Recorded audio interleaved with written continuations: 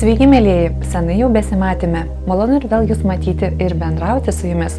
O šiandieną kviečiu kartu su manimi pasigaminti net 3 patiekalus. Tai bus salotos su kepta duona, karštos salotos ir grikių kotletai.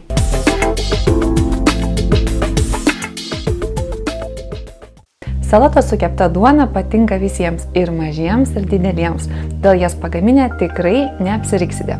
O tam, kad jas pasigaminti, jums reikės baltos plikytos duonos, agurko, poro, baltų pupelių ir reikės majonezo. Bet kadangi mes esame vegetarai ir majonezo su kiaušiniais nenaudojame, todėl šiandieną mes pasigaminsime vegetarišką majonezą. O tam, kad jį pasigaminti, mums reikės grietinės, maltų garstyčių, šaukšto cukraus, pusę šaukštelio ciberžolės, šiek tiek juodųjų pipirų, galima ir baltųjų pipirų, žiupsnelis astafetidos reikės, krapų ir reikės žinoma baltos druskos ir juodos druskos. Juoda druska nėra joduota druska ir nėra Himalajų druska, su kuria dažnai žmonės ją painioja, nes jie yra rožinės spalvos ir labai panašiai į Himalajų druską. O pagrindinis tarp juodos druskos ir Himalajų druskos skirtumas yra tas, kad ši druska kvepia kiaušiniais ir skonis labai primena būtent kiaušinius. Tai šios druskos mums reikės pusę šaukštelio. Vis kyla pagunda pasakyti ne salotos, bet mišrainė, taip kaip sakydavo mūsų močiutės ir mamos. Bet gaminant šias salotas, pirmiausia, mes turime susipjaustyti kubeliais duoną ir ją pakepinti. Pirmiausia, mes turime nupjauti nuo duonos visą plutą. Tada duonos kubeliai bus skanesni ir minkštesni, traškesni.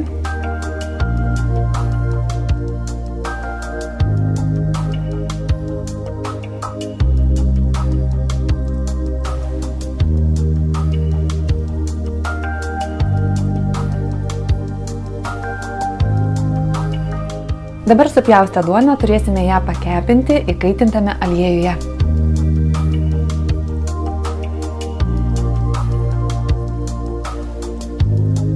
Kadangi duona tikrai labai greitai apskrus, todėl patarčiau toli nuo keptuvės nesitraukti, o nuolat maišyti, vartyti duonos gabalėlius. Kai duonos gabalėliai pasidengia auksinę plutelę, jie jau yra iškepę ir todėl jau juos galime dėti į dubenį. Dabar turime supjaustyti agurką ir porą. Agurką pjaustysime kubeliais.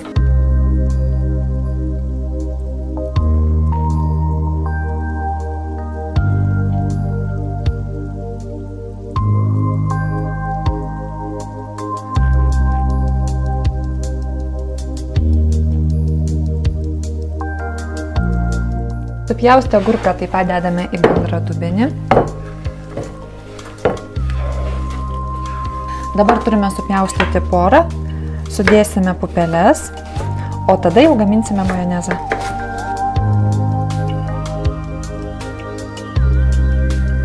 Gaminant šias salotas galima naudoti ir svogūną, nebūtinai porą, tačiau būtent poros duoda daug švelnesnį skonį šioms salotoms. O dabar gaminsime vegetarišką majonezą.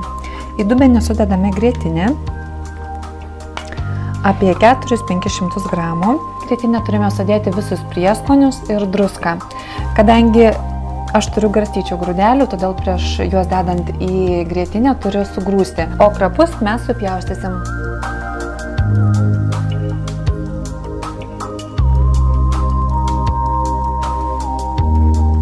Dabar mes tik šaukštelį sugrūstų garstyčių sėklų dedame į grietinę, to tikrai pakaks.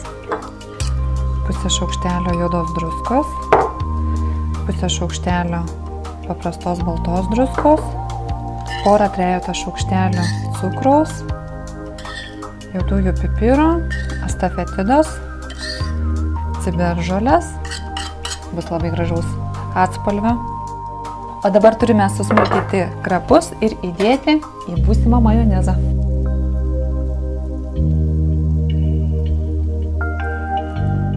O dabar viską gerai išmaišome.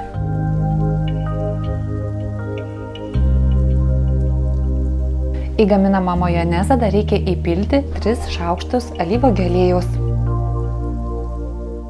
Vegetarinis majonezas net kvepia kaip tikras majonezas. Dabar jau mes galime dėti kelius šaukštus, tiek kiek reikia, būtent gaminamoms salotoms, o visą kitą mes tiesiog įdėsime į šaldytuvą ir laikysime iki sekančių saloto ar kažkokių kitokių pagardų.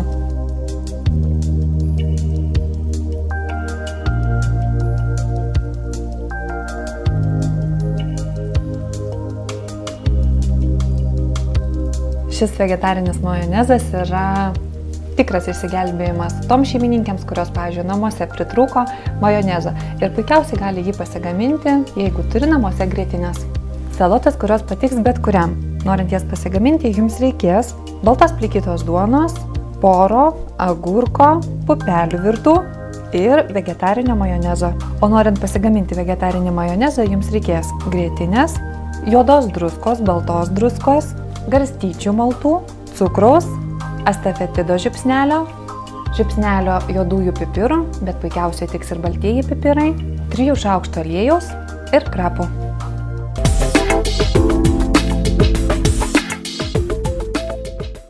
O dabar gaminsime karštas salotas. Jos ne tik yra karštas, bet yra dar gražios, ugningos, aistringos spalvos ir turi aštrų skonį.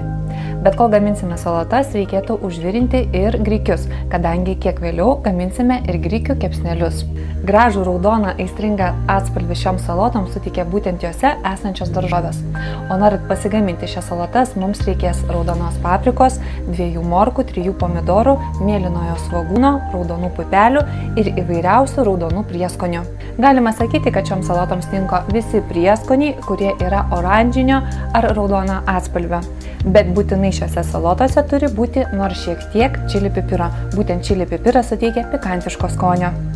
Šioms salotoms aš naudosiu, kaip minėjau, truputį čili pipiro, ciberžolės, raudonosios paprikos prieskonių, pomidorinių prieskonių, juodųjų pipirų, universalaus daržovių mišinio ir, žinoma, druskos.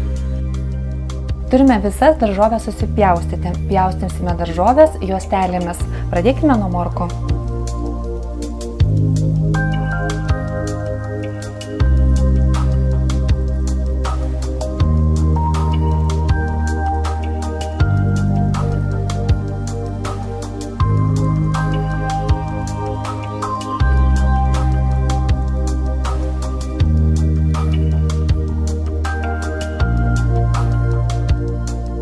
Pjaustydami daržovės, stenkitės, kad tos daržovės būtų supjaustytos būtent juostelėmis. Tada visas patiekalas atrodys gražus.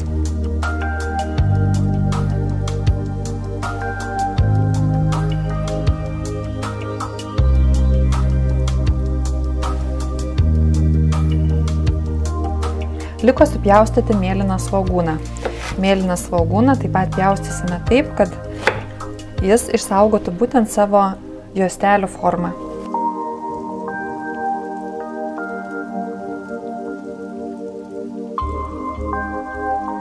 Daržovės jau supjaustytas, beliko jas pakepinti. Pirmiausia, mes kepinsime morkas, todėl kad morkos yra kiečiausios daržovės, todėl jiems reikia šiek tiek daugiau laiko, kad suminkštėtų.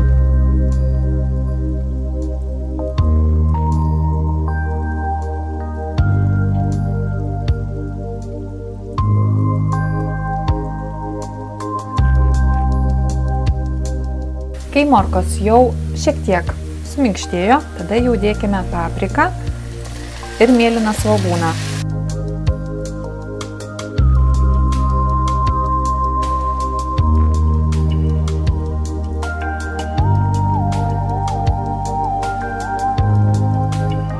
Kai kartu su morkomis šiek tiek pakepiname papriką ir svogūną ir jie šiek tiek dar suminkštėja, tuomet jau dedame ir pomidorus.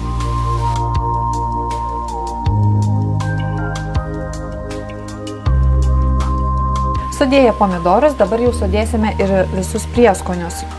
Pakepinsime dar kokias 2-3 minutės ir tuomet jau sudėsime virtas pupeles.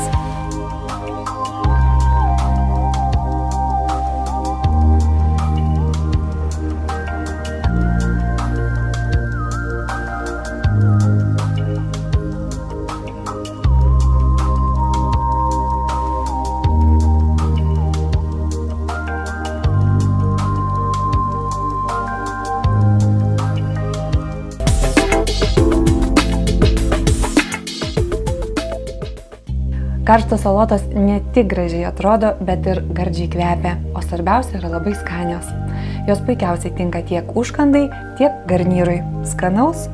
Karštoms salotoms reikės 3 pomidorų, paprikos, mėlynojo svogūno, 2 vidutinio dydžio morkos ir įvairiausių prieskonių, kuriuos jūs mėgstate, bet svarbiausia, kad jie būtų raudonos arba oranžinės spalvos. Ir žinoma, nepamirškite druskos.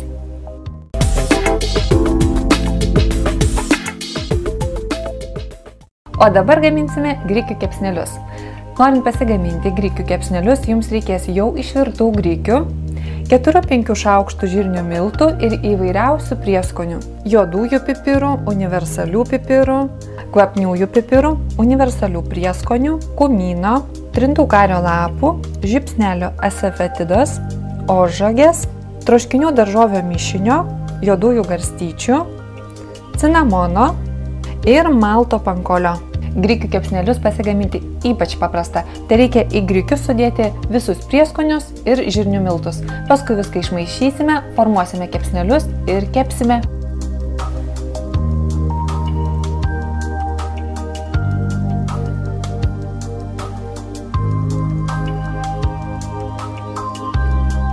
Ar žinote, kad apskritai grikiuose yra labai daug vertingų medžiagų?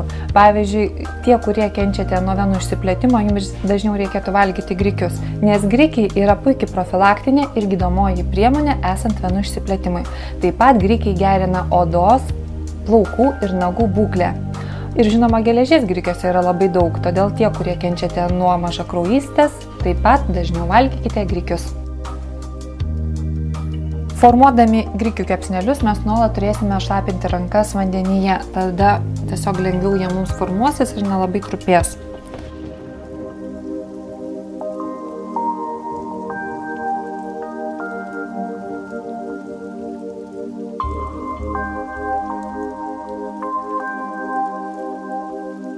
O dabar suformuotus kepsnelius kepsime aliejuje arba galite panaudoti ir sviestą chy.